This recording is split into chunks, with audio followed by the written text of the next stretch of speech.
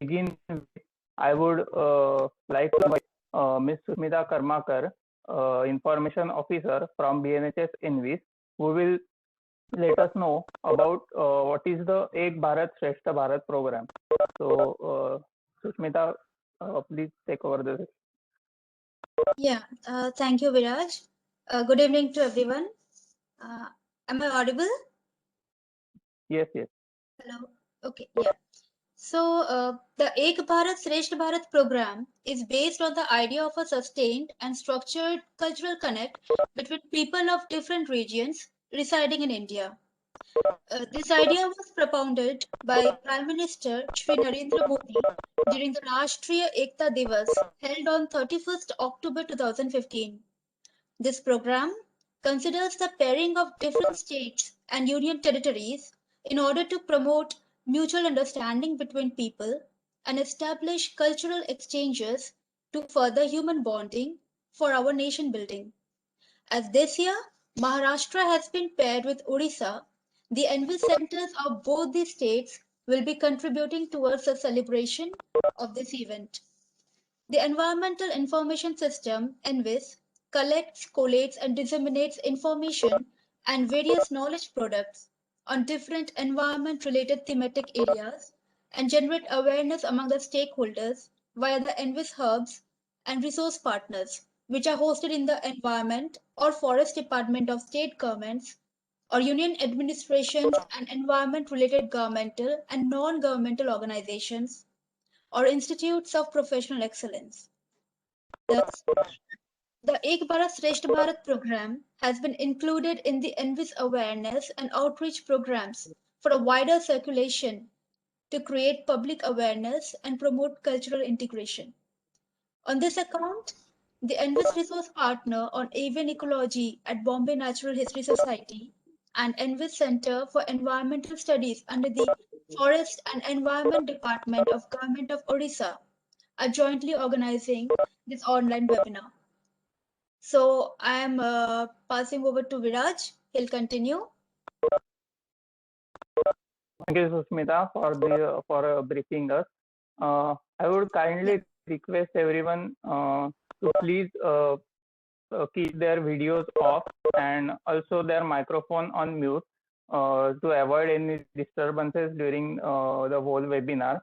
The question and answer session will be held at the end of this webinar. So if you have any queries regarding the webinar or any queries if you have, then please ask them in the chat box at the end of this webinar. To continue the session, I now invite Mr. Nandakishore Dudhe, Program Officer, BNHS Envis, to give us a brief introduction about BNHS Envis. Thank you, Viraj. Can you move the next slide?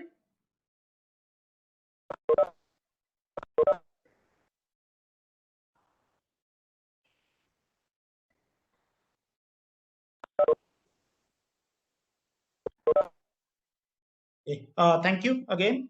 Envis Resource Partner on Avian Ecology at the Bombay Natural History Society was established in 1996.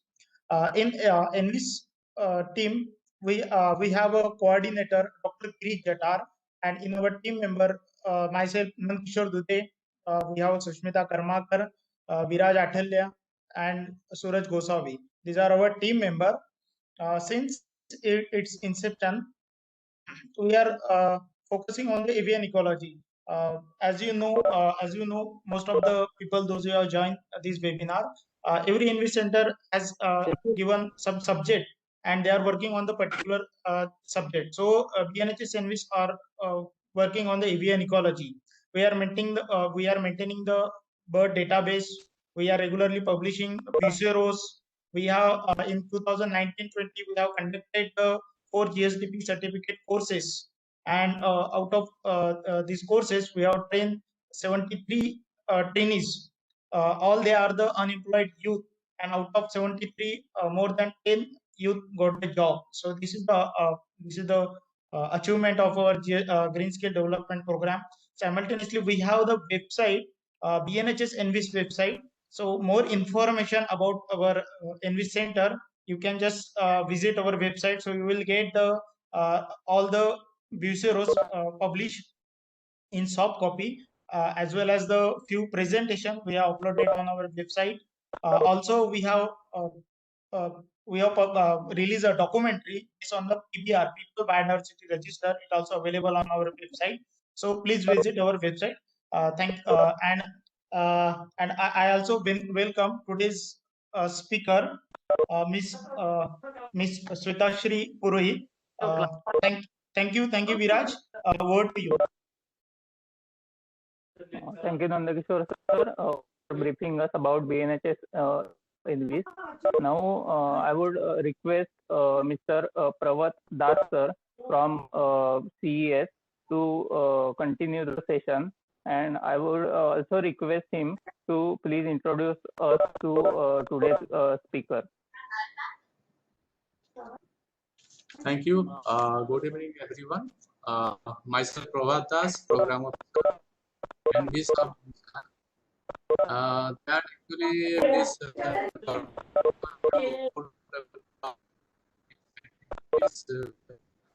similar activities are being conducted. And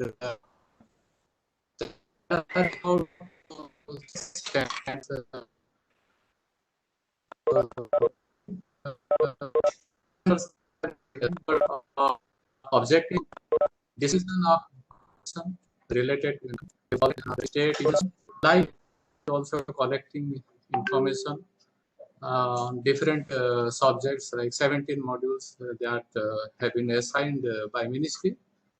So it is a great network of NV Center. We are functioning as state.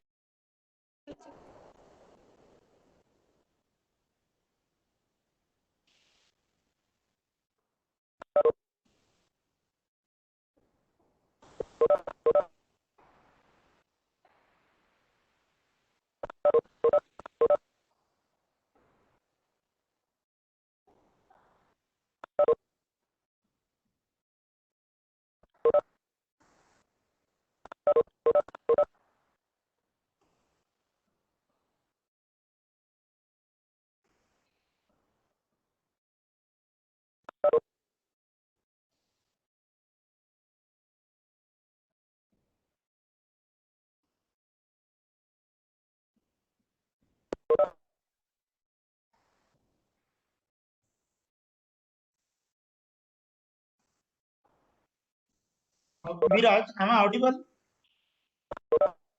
Yes, sir. I think there is some network issue at Pravat sir end. So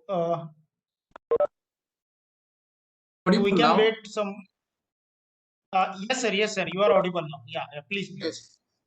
So without wasting much time, let me introduce Ms. Swetashri Purohit. She is pursuing PhD on Avifauna of Odisha under the Department of Biodiversity and Conservation of Natural Resources in the Central University of Odisha. And she is also working as guest faculty in the Department of Zoology, College of Basic Science and Humanities, OUT Bhubaneswar. And she was selected under the Summer Research Fellowship by IIS INSA Nasi in 2009 when she was pursuing her bachelor's degree in zoology. And she has participated and presented in 10 national and international conferences, contributed 5 international and 4 national publications, 1 book chapter to her credit. And she is very interested in bird watching and avid nature photographer. And she is also engaged in various conservation awareness programs and animal census throughout the state. And she is also a regional reviewer and editor of eBird. It is a citizen science initiative of Cornell Lab of Ornithology for the there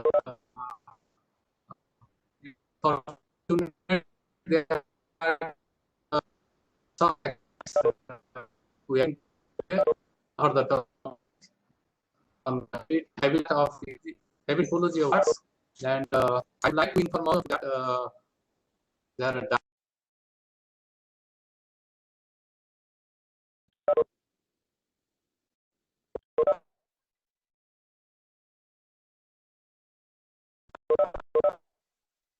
and beside that other people like academic person of schools and colleges are so variety of people are there to listen from Ms. Swatasri Purohit.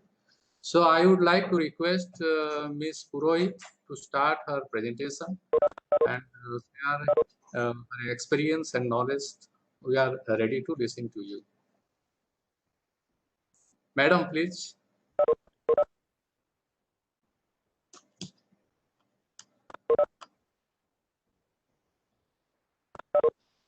Good evening, everyone. I hope I am audible to everyone. Yes, Madam, audible. Okay. Just let me try sharing because I'm a little bit unfamiliar with this platform.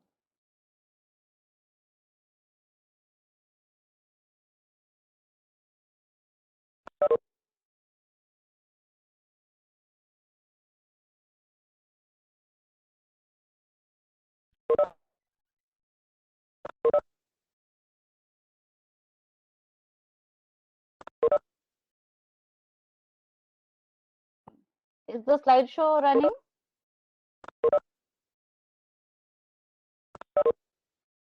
Can anybody update me, please?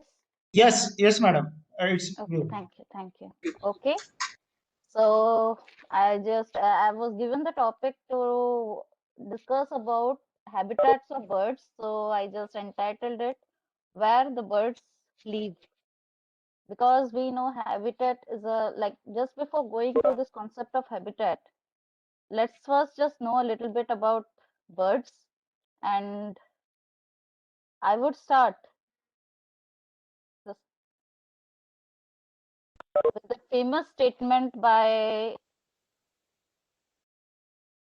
John Zachary Young in his famous book Life of Vertebrates. The quality of life that we define the quality we define as life is perhaps more fully represented in birds than in other vertebrates or indeed in any animals whatsoever. So what is this so special about like birds that they have this special ability? So just defining what birds are.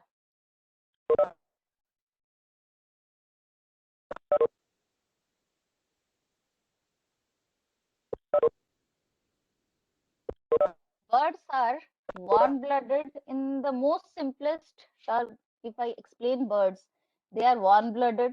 That means they can maintain constant body temperature. Winged, that means their body is covered with feathers. Vertebrates, and they're specially adapted for flight. So these are one of the few groups of animals who are bestowed with true flight. And this actually explains like what is so special about birds. And coming to habitat, a habitat meets all the environmental conditions both abiotic and biotic an organism needs to survive. A habitat provides a living organism food, shelter, and mate for the survival of the race as a whole.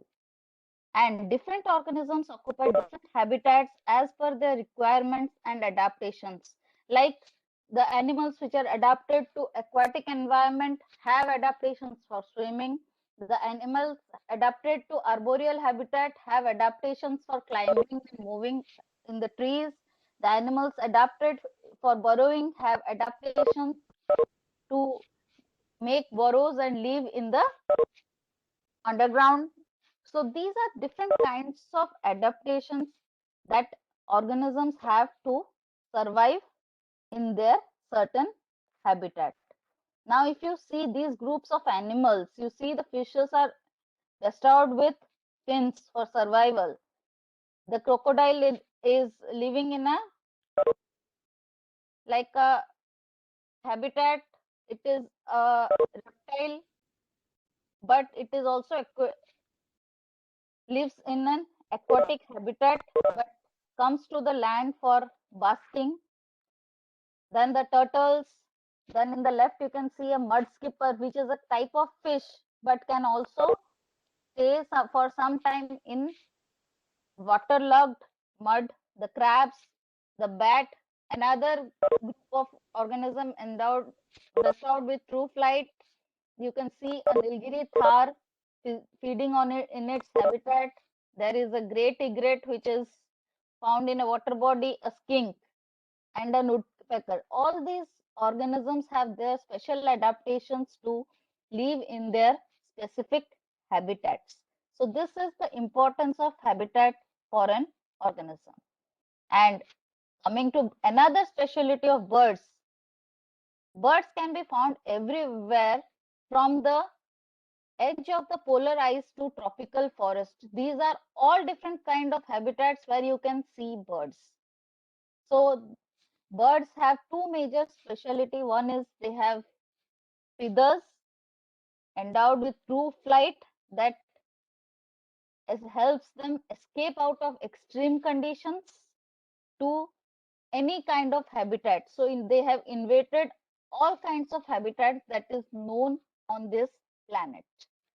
So bird habitats, like as I said, they can fly and are seemingly everywhere, but they occupy specific areas that meet all or part of their essential elements. So this is the specialty about a bird habitat. We have almost 10,000 varieties of birds worldwide, belonging to a wide varieties of orders and families, having different adaptive features, different food habits, and different types of nesting habits. So based on this, the birds have adapted themselves to specific habitats. And ornithologists indicate that a bird's habitat is often a signature of its identity. And each habitat type has a specific composition and structure to which a species is well adapted. This adaptation comes as shape and length of the bill, legs, wings, plumage patterns, and coloration and behavior. Like if we see a duck, we cannot expect a duck to eat insects sitting on a high branch of a tree. It is adapted for swimming and feeds in the water. And similarly, we cannot expect a small flycatcher to swim in the water and catch flies from the water. So this is how the birds are adapted to typical parts of different kinds of their habitat. So what are the essential elements of a bird habitat for the bird? First is the food and water. The food the birds eat can be found in the environment in many forms, and the water is essential. And when scarce, birds have adapted to obtain water from the food types they eat. Then shelter for nesting. The birds have specific requirements for shelter and nesting. Some birds nest in trees, shrubs, some cavities, rock walls, and also on the ground. And the shelter is also important as a protection from predators. And some birds have plumages that blend in the habitat type they use. So these are the special features the birds have to adapt to their habitat. And another essential element that is in a bird's habitat is the biotic interaction, that is basically the mates that is required for reproduction. The birds pair with compatible mates by attracting them with beautiful plumage or attractive nests. So these are the essential elements you should consider when you are looking into a bird habitat. So now you see these are the different kinds of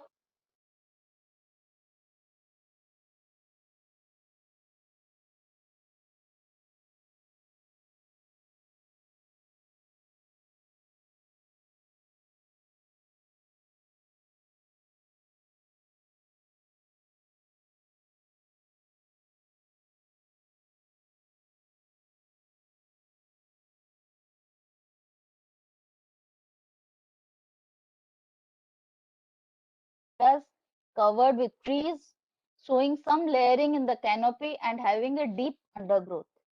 There comes the non-forest habitats, which includes area covered with grass, shrubs, scrub, or a combination of several vegetation types, generally showing a single layer of canopy. So this is mostly an open area. Then comes your aquatic habitats, which these are the areas that are permanently or seasonally covered by water. The vegetation cover varies from bare surfaces to grasses, weeds, or a combination of various vegetation types. So coming to individual types of these forests, India, as we know, our country is blessed with a wide array of forest types ranging from coastal mangrove forest, moist deciduous, dry deciduous to evergreen and montane forests. And each of these habitats are very unique and are known to have unique types of birds. And in a forest, it is naturally very difficult to see the birds because even if the forest birds are known to have beautiful plumage and sweet calls because of very dense canopy. So when there is a fall mostly in your deciduous forest, that's a good time to watch birds in the forest. But in evergreen forest, it's really difficult to see the birds with a keen and curious eye. It will be very like it will be quite easier to watch the birds in that case, or if you know the calls and chase the calls, then also there is a good chance that you can see birds in this forest habitat. So if you see, this is a typical structure of a forest habitat having multiple layers in the canopy, and these are some very forest specialist birds that you can see, like Malabar trogon, jungle nightjar, gray-headed canary flycatcher, or a jungle owlet. There are a lot more. This is just a few examples that I gave about the forest birds. Then coming to the non-forest habitats, they are found mainly in the arid and semi-arid areas. What are the arid and semi-arid areas? They refer to basically dry or areas having lesser amount of rainfalls. And in India, such kind of habitats can be seen in the Thar Desert and the adjoining areas having less rainfall, and also in the high altitude areas of the Himalayas. So in these kinds of habitats, you generally, they are open areas where there is no growth of large woody trees due to specific condition of the climate and the soil. And we find these kind of habitats very open, and the birds found here are very naturally adapted. And even if it is an open habitat, it is also difficult to see the birds here because here the birds are having a better camouflage quality. So this is the structure of natural structure of a scrubland. You can just see very small amount of plants which are in the growing just as on the surface. We don't find any large trees in this kind of habitats. So this is the scrubland, then the open grasslands. These are the types of non-forest habitats that can be seen as bird habitats. So these are some birds that can be seen in these kind of habitat, open habitats, like your common stone chat or the blue throat, then skylark, varieties of larks and pipits, then these small passerine birds, and this vulnerable green avadapal has the typical habitat in these kind of habitats. It lives basically in these kind of scrublands or grasslands, which is a very ideal habitat for these vulnerable bird species. Then coming to aquatic habitats, a variety of aquatic habitats ranging from open sea and lakes, ponds, the coastline, the freshwater swamps can be seen in our country. And many such habitats are home to a variety of migratory water birds during winter. And the birds have adapted specifically to the freshwater ecosystems and your river ecosystems, pond ecosystems, the marine ecosystems, coastlines in a very specific manner. In aquatic habitats, the birds are actually can be seen congregating in different zones. So here you can see this is a typical structure of a wetland where you can see the vegetation as well as water body and lots of birds which are occupying the water body. And these are the different kinds of birds you can find in a wetland. The bronze-winged jacana, a northern pintail, is a migratory water bird or migratory waterfowl that migrates only during the winter time. The wood sandpiper, the little ring plover, these are waders which are found on just on the edge or the shoreline. So these are the different kinds of aquatic birds which we can see. Then coming to some human modified bird habitats. We discussed about natural habitats, which can be much more broader. I told on a broader, very broad aspect, but it can extend way beyond that. We can find more closer habitat for more special types of birds. Many birds are very specific to their habitat. They are called habitat specialists, and presence of those birds actually indicate about the health of the forest. But the present Anthropocene, we have an anthropogenic influence on the natural habitats, and a variety of human modified landscapes like the agricultural lands or cultivated lands, monoculture and polyculture plantations like we have our mango orchards, coffee plantations, tea plantations, then botanical gardens and urban parks. All these have come up in the present times, which have modified these natural habitats of birds to a great extent. But the advantage of these habitats are they have some or other kind of vegetations, which are a very typical requirement for birds to survive. So as these places are known to have some of the vegetation that can attract birds, so these have been accepted and inhabited by many species of birds. So that is the reason, even if we stay in a very in an urban environment, in a concrete jungle, we are still able to see a few birds because of the few plants that we have grown around us. So this is the advantage of a human modified habitat for birds.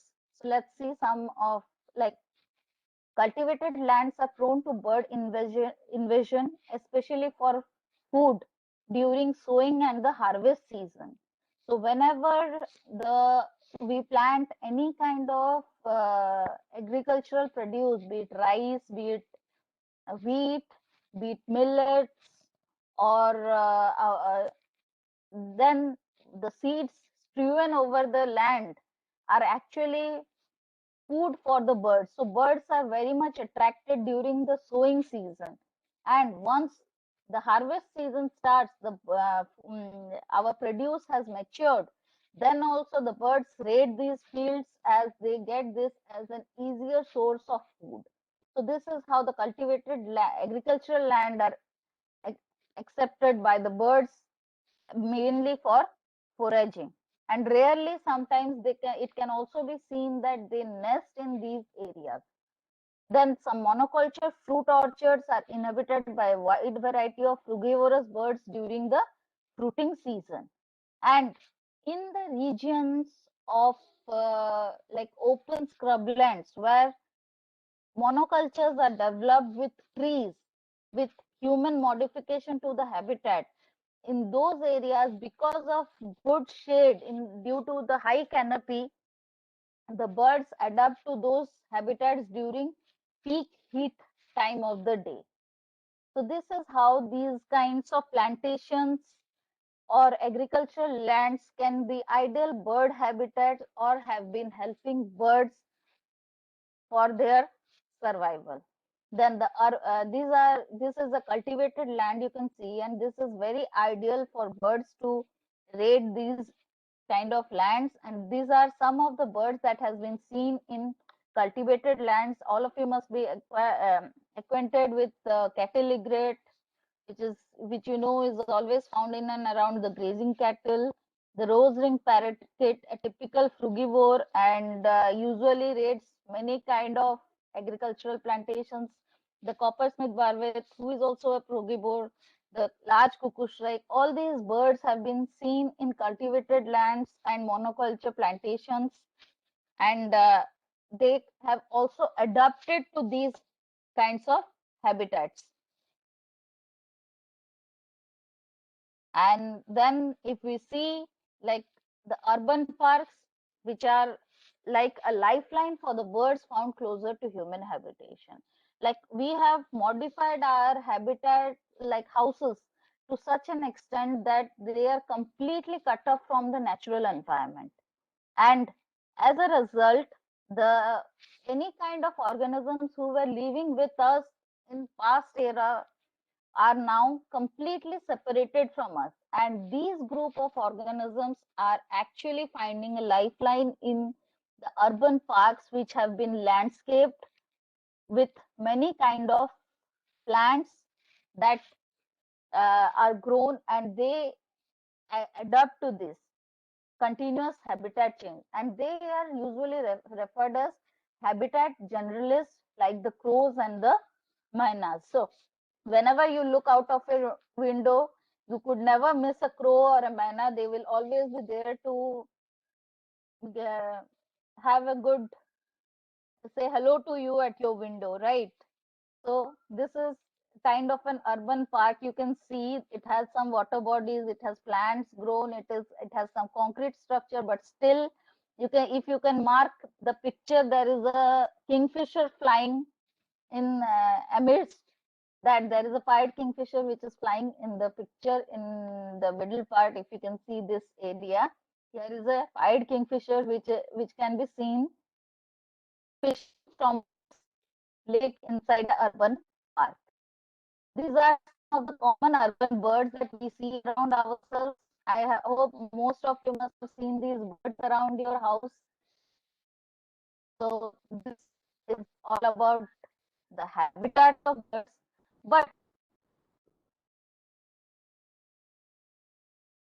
still we are able to. Am I audible? There are issues with the. Yes, yes, you are audible.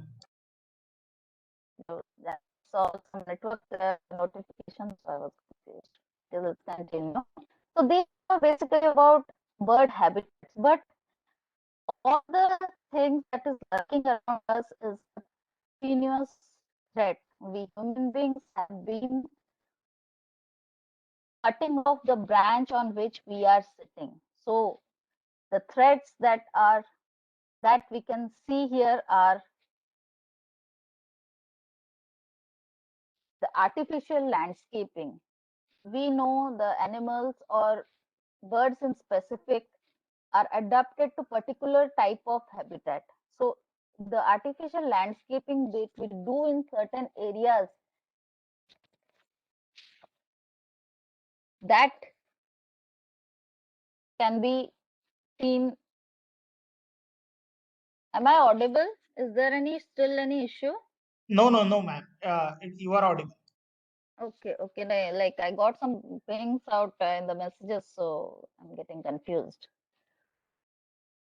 Okay, so the artificial landscaping actually is something that confuses the birds. Like, for example, if we know that sparrows are known to nest within small crevices or small areas which are usually open. But if we do some kind of landscaping that is simulating that environment, there is a chance that they might get trapped in it also. Then monoculture plantations. Monoculture plantation will only attract the birds which can feed on those plantations or can survive in those plantations. So if we clear out forest and do monoculture plantation, then we will be definitely hosting a good number of birds, but at the same time we will be losing some of the habitat specialists which were specific to that forest habitat. Then farming of exotic plants. We never know like how these exotic plants that we are using as show plants, or we are using for cultivation for getting exotic fruits, would impact the present organisms.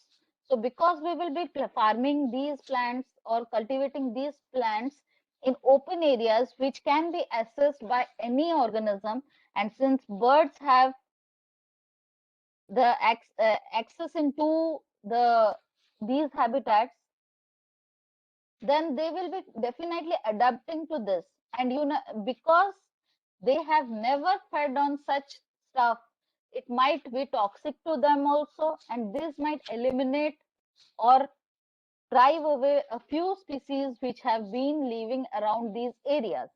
Then deforestation, the loss of forest, is always a big loss to the environment as a whole. And any tree, whenever you cut a tree, you are definitely affecting few birds nest, because all the trees are some ways or the other habitat to some or the other bird. So think twice before you cut a single tree. Just check like if you are not destroying any nest which might be there, and if you definitely have to cut that tree, try to see there is an alternate for the birds to adapt, or wait for the nesting season to be complete and they abandon the birds abandon the nest, and then only try to cut. But I would not encourage, still try to avoid cutting the tree as far as possible. And if you cut a tree, please see that you have grown lot more trees than the one you are cutting. So, and then if I talk of forest fires, that is quite a burning topic. Since last few years, we are seeing vast tracts of forests that are being exposed to fires and which are lost. And in the meanwhile, it is also killing a wide variety of birds and other species. And last but not the least, which is the hottest topic as threats to bird habitat, is the climate change. The irregularity in rainfall, the sudden rise in heat and temperature, sudden low temperature in cold climate, all these things actually have been changing the nesting pattern of the birds. The food of the birds are affected because birds feed on certain seasonal fruits at certain times. Certain insects emerged at certain times of the years, based on which the birds try to feed on them. So, and also the climate change is badly affecting the habitats worldwide. So this is how the bird habitats are very badly affected, ultimately affecting the bird populations. So this is the major threats I would like to point out. So we should be all alert and see that we provide a safe habitat for the birds, especially around us, and try to conserve our natural bird habitats without adding further disturbances to them. And with that, and that is not only for the birds, it is also for us, because I want to end with this statement by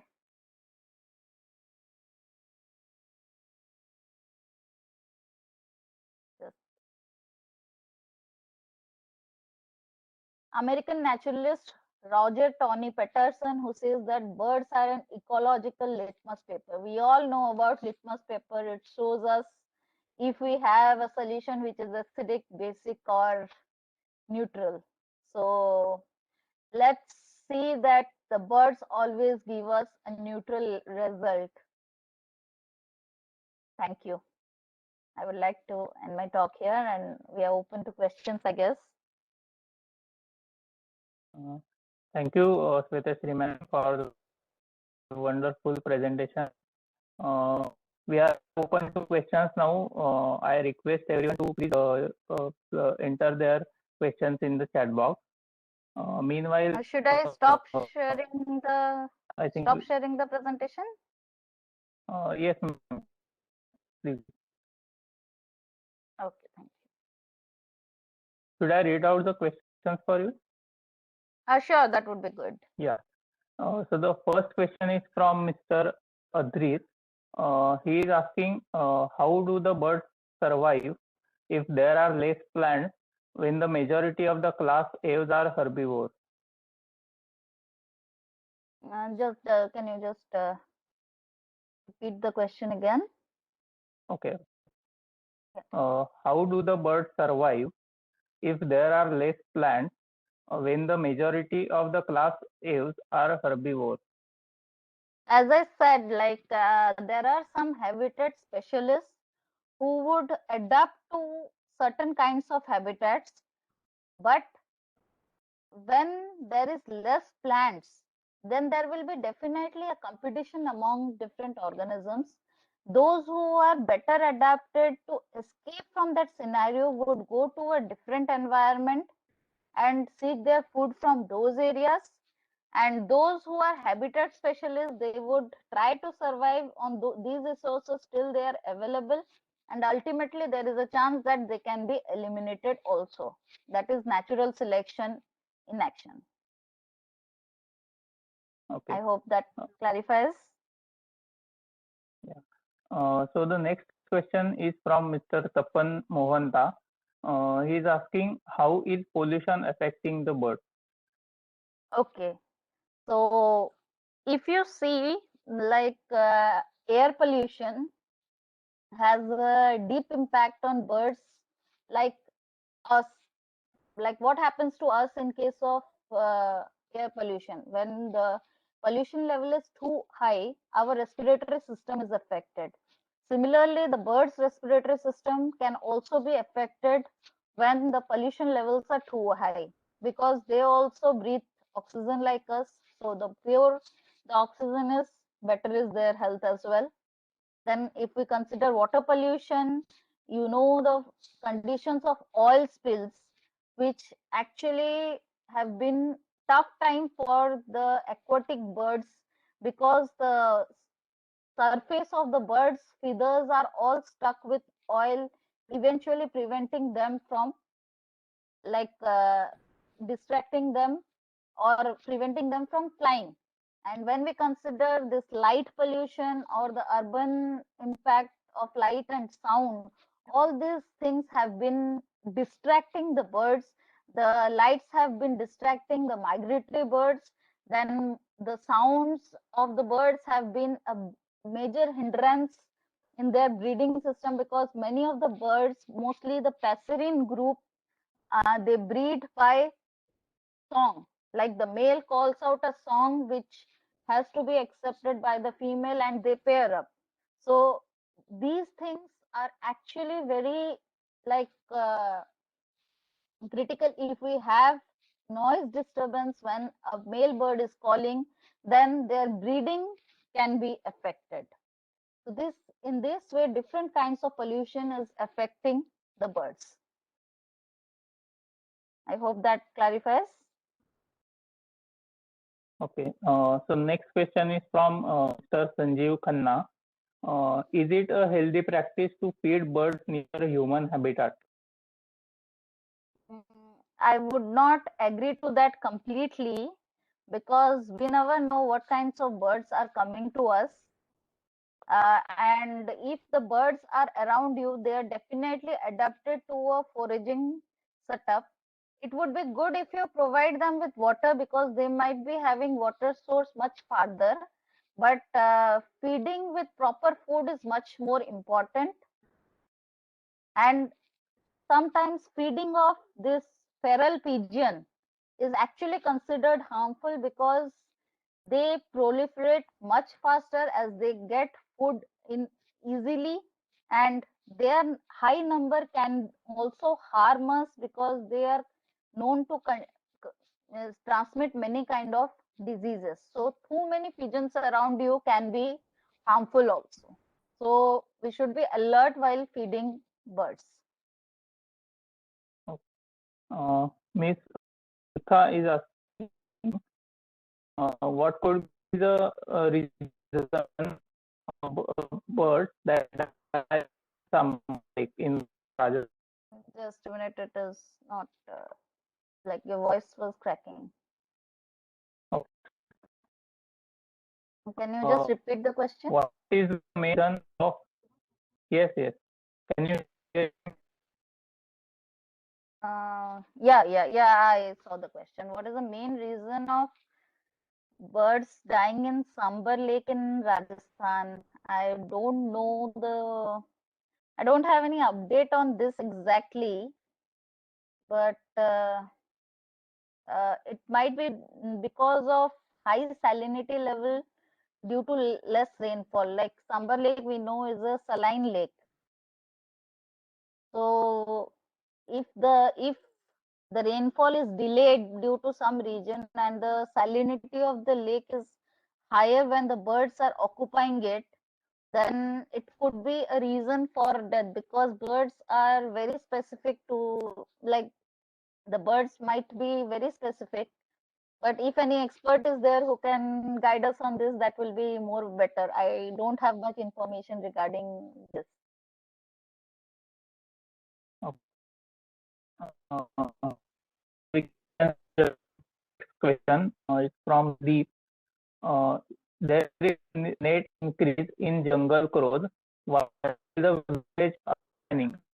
Any reason? Net increase in jungle crows, like it's probably, is it a very localized observation that you have observed? Like if it is very localized, then the jungles must be well adapted for the crows now. Like they are adapting to the forest habitat better than the urban habitat. That could have been the reason. Like they are finding it safer to stay in the jungle because the animals or the birds that we are seeing around us, like they are mostly referred as synanthropic bird species, like the crows, sparrows, mynas. They have well adapted to human setup. Like they are adapted to our lifestyles. Like whatever we are producing can be food for them. But when the forest is best, or forest is providing them with enough resources, they don't need to come to the human habitation areas. So if this is a case observed, this should be in those villages which are very closer to forests. So when they are having better resources within the forest, they would not prefer coming nearer to human habitations. That could be a reason. Next question is from Dr. J.P. Srivastava. Prey-predator cycle may affect the habitat of birds. It should not affect, because we know prey predation is a complete cycle. So when the predator population increases, prey population decreases, which eventually decreases the predator population, then again giving a rise to prey population. So prey predator cycle is in the will not affect the bird habitat, but if the bird habitat is disturbed, it might affect the prey predator cycle. If the prey is not having ample ideal habitat, then it will abandon the habitat. Eventually the predator will also disappear from the habitat. So this is how the prey predator cycle can be affected if the bird habitat is affected. Okay. Miss Mitali Maharaj is asking, does change in habitat lead to change in anatomy of the bird? This is a, like, change in habitat lead to change in anatomy is a very long process. If I go, this will be like something which we tell about the adaptation and natural selection. So change in habitat and change in anatomy of birds is a very long time bound, but we won't see immediate change in anatomy of birds based on the habitat change. Okay, Okay. can we go to the next? I hope Yes. the answer is Yes. Can you explain studying bird city?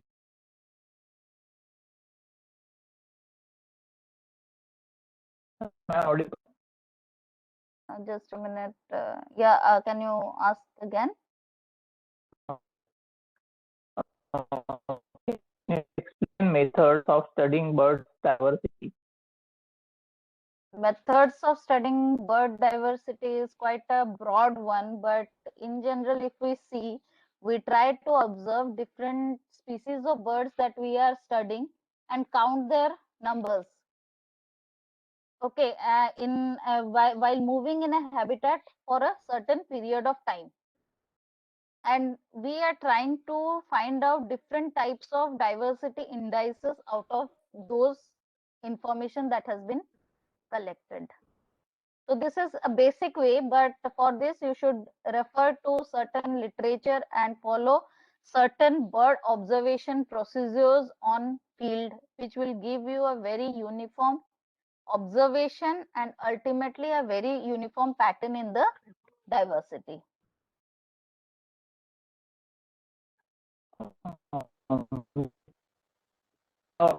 The is bird population in wetland anthropic activities take place. What is the effect on habitat of bird population in wetland when okay, so if if we reframe the question, like how is the wetland affected in different zone, like in the edges and in the central point? When the wetland is undisturbed, the central region is usually inhabited by good number of birds, whereas if the edge is like the edge area is having a surface like the having any disturbances, the birds will tend to move to the middle zone as far as away from the disturbances. So if there is any kind of disturbances in the wetland, that will try to make birds move towards an undisturbed zone in the habitat. That is the general characteristics of the birds to go to more undisturbed area if any anthropogenic activity is happening anywhere in a habitat. Okay. How can an artificial landscaping be modified to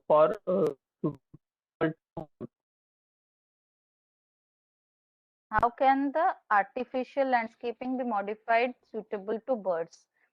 That is the first thing you need to do is find out what kinds of birds are seen in those areas. Then try to find their ideal nesting and perching sites and what can be their ideal food plants. So based on this, you prepare your landscaping structure.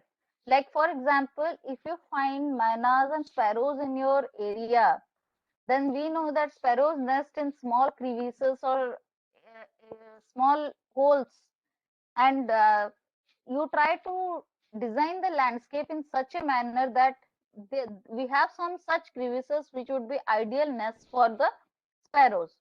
So this way the sparrows will be attracted to nest in the area, and they can survive in this habitat. The artificial landscaping can attract these birds to the area. Yes. Yeah, we'll take one or two more questions and then we will have to stop as there is a time limit. Uh, so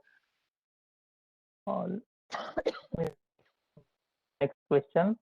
How would the dominant bird species of an area control other bird species? How does the dominant bird species of an area control the Control other bird other species? birds.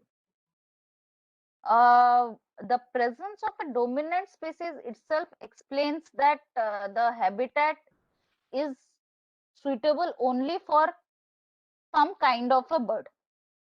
So what happens here is this species is present dominantly. As a result, the other birds are not having ideal habitats. Okay, so gradually those birds will eliminate themselves, or they will try to move away from the habitat where the dominant bird species has been adapting. So dominance only comes in when the other birds try to move out of the habitat, and this particular species are only staying in the habitat. So this is how a dominant species of birds affect the other species of birds in a habitat. Okay. Uh, so I guess the time is up, and there are so many questions. I would request ma'am to give her email ID if so people can ask more questions directly. Sure, I'm just updating my email ID here in the chat. Should I write it down in the chat? Yes, please. Okay. Okay, I'm So to ask the questions through email, and I would also request Sritashri ma'am to give concluding remarks so that we can stop the webinar. okay. It was lovely interacting with everyone with so many beautiful questions. I hope if you have any queries regarding birds or bird habitats, bird watching, you can just drop in a mail for any guidance that you need for bird watching or anything we can discuss over the mail. If you so that is the way I can help as a researcher in bird biology. So yeah, that it would be, I would be really glad to take up questions from you over the mail. My mail ID has been updated in the chat. I guess it has updated by now. So hope to get some good questions, good discussions rather. I would love to discuss with people like what are their views, because many of you are in very deep remote areas which are also very ideal bird habitats. You would be seeing birds always around you. You would be having excellent observations on bird behaviors, and it would be so great to see the birds around in listen to various anecdotes on birds from all of you people. So you are welcome to interact with me anytime over the mail, which I've already shared. That would be really great. So with this, I think we can conclude the session. Okay. Thank you very much for conducting this excellent session.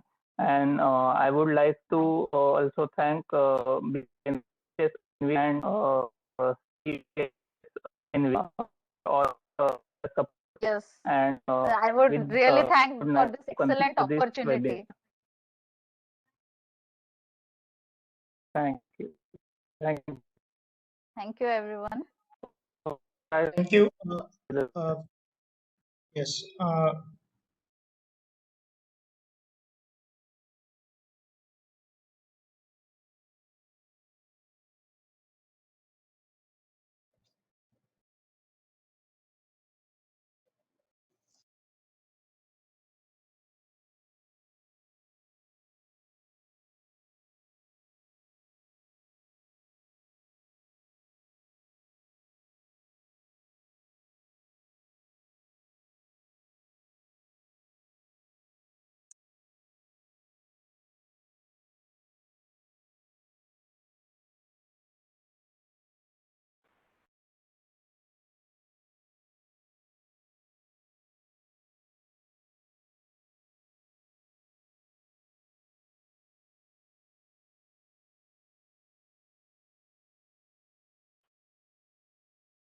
Can I close?